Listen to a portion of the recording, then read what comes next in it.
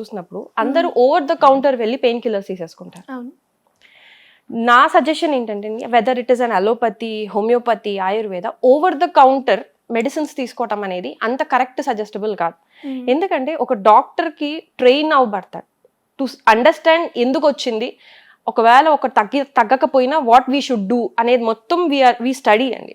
కానీ ఏదో ఒక మెడిసిన్ వాళ్ళు ఫస్ట్ టైం రాశారని ఇంకెప్పుడు ఇదే రాస్తారు కదా అని మనం వెళ్ళి తెచ్చేసుకుంటూ ఉంటే దీని నెగిటివ్ ఎఫెక్ట్స్ అనేది చాలా ఎక్కువ ఉంటాయి. ఎలాంటి ఎఫెక్ట్స్ చూస్తాం? పెయిన్ కిల్లర్స్ అనేది 2-3 రకాల్లో ఉంటాయండి. లైక్ ఓపియాయిడ్స్ అని, NSAIDs అని ఇవి ఉంటాయి. అవి ఎమర్జెన్సీ కండిషన్స్లో వాడటం ఓకే, ఈవెన్ ఆబ్స్ట్రిషన్స్ కూడా చెప్తారు.